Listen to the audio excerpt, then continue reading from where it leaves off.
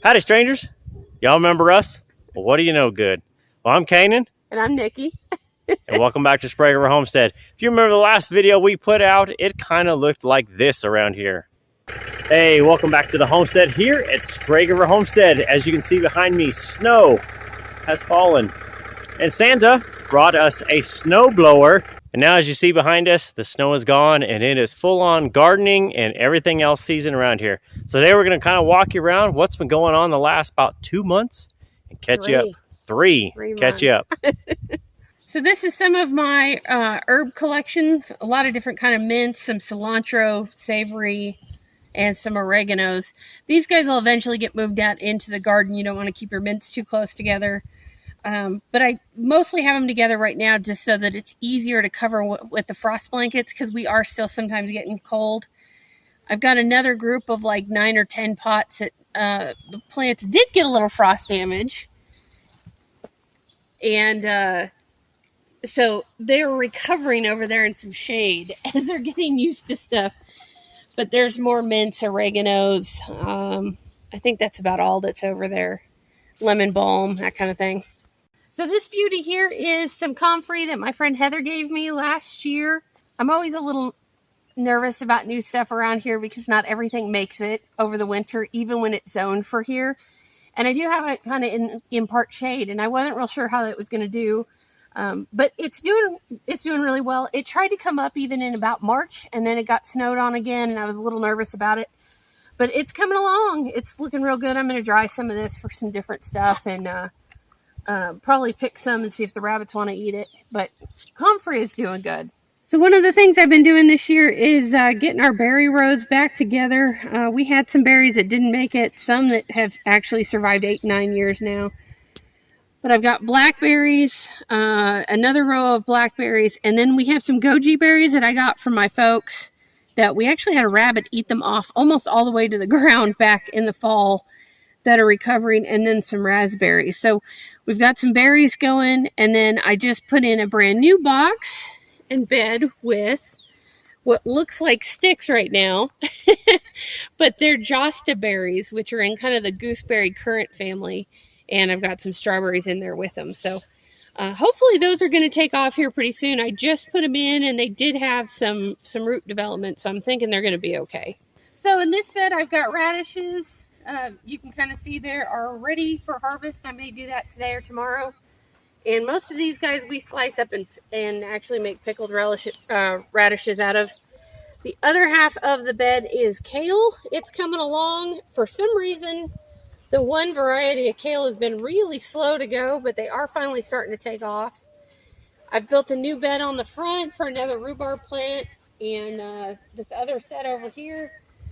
Carrots. I tried a new company this year for carrot seeds, and it seems like we are very hit and miss. A whole lot of it just didn't germinate for some reason, and I'm probably going to go through and add some more back in it. I've also got a little brand new bed there at the end of catnip, which the bigger, prettier catnip plant, one of the cats has decided he likes it and has just been absolutely murdering it. So our asparagus has done really well this year, probably more asparagus than we've ever had. We redid the beds last year, and they're really digging it. I got to take some of the weeds out of it and get it ready for some more top off. But they're doing good. The rhubarb is doing really good. We've actually already done a big harvest and a big canning session on it, and it's ready to go again. And in the rest of the garden, it's still a bit of a work in progress. Potato beds are all planted. That's the 3 big ones that have the water lines. We've got a whole bunch of garlic spread all over, and you can kind of see that kind of taller 16 foot long bed back there is a little specialty potato, and I'm probably going to say it wrong. I think it's maca ozettes. My friend Heather gave me those, and they're doing really well. They burned off already twice in the freeze, but they seem to be doing pretty well, and we're hoping to have a whole bunch of those. Those are a Pacific Northwest native, so little tiny guys, not quite a fingerling, but kind of a small potato. They're looking pretty good. And we can go over and look at the greenhouse. The 16-foot cattle panel greenhouse. This is the only greenhouse I have up and working right now. we have all the squash planted in here, with the exception of the great big stuff. So like Sweet Meat, Hubbard, and Candy Roaster, all the big squash I will put in other buildings. But these are the smaller, more bush squash. This is where all the peppers and about a third of the tomatoes are hanging out right now. Trying to get big enough and ready to go out into the dome greenhouses here very shortly. And it's coming along. It's easier to cover stuff in a smaller space like this than if I had the domes going. I don't know that I'd have the amount of frost blankets I'd need to cover everything. So in here it's a little bit easier. I do plant my squash pretty dense, but it works for a lot of the bushier type. And I have a few little bits of lettuce starting to come up here and there, but that's pretty much what's going on with the growing stuff.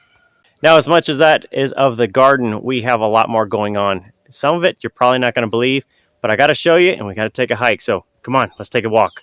So if you followed along for very long, you know that fencing has been a big part of the conversation around here for a couple of years now. We have altogether 100 acres, and that is a lot to fence, and most of it was not fenced when we got here. Just the 20 in barbed wire, and we redid all those fences pretty much last year. And the big project for this year was going to be fencing off this other 80 acres, basically. Trying to keep the range cows out so that we can actually use some of our meadow and some of our other stuff. It's a lot of work. We had to go up the hill, back around, and try and get posts in through rock. And it's not a good spot to try and get the tractor up there to try and auger in holes. So that's been a source of concern. But it was on the list anyway. We were going to start in June.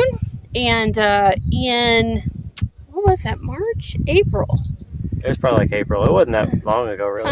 Yeah, it was April, I think. It was right before I went to a show, or was getting ready to, and I had some chicks coming in, and I was down at the post office, and my phone rang. And if you know anything about me, you know I don't like to answer the telephone.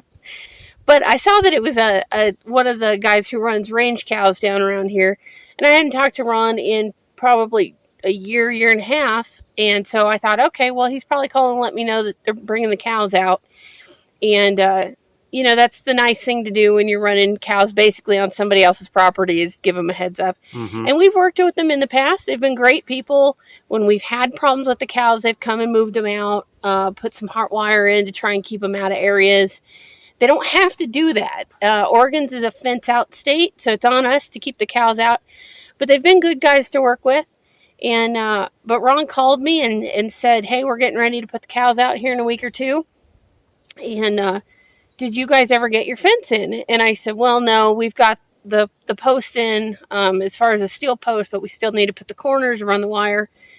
And he said, well, I've sold the cows to another guy, and we'd be happy to come do all that for you to get it done, keep the cows out. Because basically, if they can keep the cows out of our area, that sticks them behind our fences and some of the old National Forest fence that's still out. And it basically keeps the cows out of the road. They had a near miss with a cow last year. Somebody hit somebody else's cow. So they want to keep them off the road, which is good for everybody. So I had told him, yeah, we'd be interested in that. Asked him for a cost on it. We knew it was going to be some time. And he had said they were going to come put in steel posts and for corners and weld them up and all that. And he said, no charge. If you've got the wire. No charge. Free fencing. This is about what Kanan did when I called him. He said, no charge. I will come put it all in for you. And since you've got the steel posts in, we'll put the corner posts in, do the welding, run the wire, clip it all off. And I said, well, we'll handle the gates. And he said, all right, well, let me get with him and see when we can get out here. About 2 weeks later, he called and left me a message, said, I'm coming out this afternoon with the guy. They went out and looked at it. And 2 days later? 2 days. Yeah, 2 days later, they showed up bright and early at 7:15 in the morning on a Wednesday or Thursday. Yeah. And got to work. Took them 2 days. They brought in 5 guys, I think 2 or 3 trucks, a trailer. They had skid steer on it. It had a UTV. It had a fence puller that could pull up to 6 lines of barbed wire at a time, and they went to town. And within about 30 minutes of them being here, you could hear chainsaws running where they were trimming trees that were in their way. We'll have to get up there and show you one particular section that we didn't even have the posts laid out for yet because of the way that it went down the hill. And it was going to need some clearing, and I wasn't real sure how we were going to do that except manually. But they actually got the equipment down in there and cleared it themselves. And 2 days, got it all done. It's all 5 strands. It's basically a half a mile of barbed wire. It's a 1/4 mile by 1/4 mile on the back of this 40. And that will keep their cows out. And now that's left us about a quarter mile, just over a 1/4 mile of barbed wire to run. And 70-ish acres of 80 back here will be completely fenced off. But you got to see this. Check this out. Come on, we're going to go show you what we're keeping away from the cows. So here's some of the fence that was put in by the team that came out and did it. Goes up the hill, goes up to a corner, shoots all the way down that ridge, going all the way down. And what we're protecting is this meadow. And this is probably a good 8 acres of good grass. We've cut it once since we lived here. And then I started fertilizing it last year with things out of the barn. So I brought down the manure spreader that we've put a video on of using and putting together. This meadow now is all ours. We don't have to worry, well, I should say, we hopefully don't have to worry about fighting cows. Really kind of taking a gander here, looking at all these iris. Of course, the grass is now starting to head out, so it's nice and tall, but all these iris are all different colors, and these are wild iris. They're not planted by us. These are just self-propagating. Yeah, they're various shades of purples. Yeah. Losing puppies in here. Oh my gosh, we're down at the far end of the meadow here. It's up to Nikki's, the top of the heads are at Nikki's waist. You could probably lose it. Yeah, you can barely see Liza in there. You see her over there? She's moving in there. Katie's in there somewhere. Wow. And then there's a picnic table over there. Let's see if I can get it. Yeah, there it is. That's a picnic table. Hard to believe. So this is all the section last year that I came out last fall before we got all that snow and water. I brought out all the manure and I fertilized this very heavily from the barns. So this is all goat manure and grass and hay and whatever else. All that's just fertilized, and we let it go for 9 months, just breaking down, and that heavy snow winter did a lot. So this is from the gas pipeline easement over to the corner, and this is where we didn't have it cleared off. You can see the fence and it looks nice and cleaned off, but it's pretty steep. It's between a whole bunch of trees up there, and you can kind of see by how thick the sagebrush and bushes in front of it is that is what they were dealing with. And they actually went through there and pushed all that off, knocked it all down, trimmed some trees up, and got that last couple 100 feet all the way up and across the pipeline done, and got the big corners put in and everything. Now what that's going to leave is our last couple pieces of fencing. Now, this is going to be barbed wire again, but this is another 1/4 mile run. So you've got a corner post here. It's going to run all the way down that length. You can see down the last couple weeks we have put in the wood posts, which would be our center supports and our corners, at least here. The T-posts we put in about 4 or 5 years ago, and then we got to fix some of those. They've kind of heaved out over the time. And then we have to get this supported, put our gate in, and then run our fence line down to our neighbors down there, just down the hill to their gate. That will keep cows or whatever else in, and that'll give us about 70 acres of managed pasture that we can release out. Put a water tank up by the house that they can get close to. That'll be a huge accomplishment to get that done. Well, past all the fun fencing stuff and gardening, I've been hatching a whole bunch. So we've got some geese, some pheasants, some quail, some chickens, some turkeys. So we've been busy on that front. And we have been breeding rabbits. So right now we've got silver fox, we've got silver martins, we've got Americans, and we've got Harlequins. So we've got all 4 breeds in the boxes, and some good hopefuls for convention this fall in Louisville, Kentucky. So I'm looking forward to that. I haven't been looking forward to rabbit shows ever since COVID. It's just never felt the same. Shows have been smaller. Competition has been a little weird. Some of my friends have gotten out. But I'm finally looking forward to it this fall, and anxious to see how some of these guys are going to do. So definitely a lot going on there, and on top of everything on the farm, keeping me busy from about 5 in the morning till about 10 at night every night. So staying busy, working hard. Well, that pretty much covers up everything we've done the last, 3 months since the snow happened. Yeah. Fencing, gardening, hatching, rabbits, everything else kind of covers it all.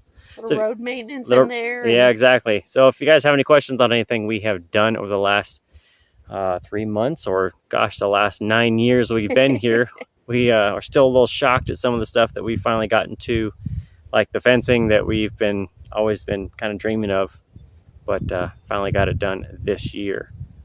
So with that, we'll see you next time. Thanks for stopping by here at Sprague River Homestead. Got any comments or questions? Leave them down below. See you next time. Happy homesteading.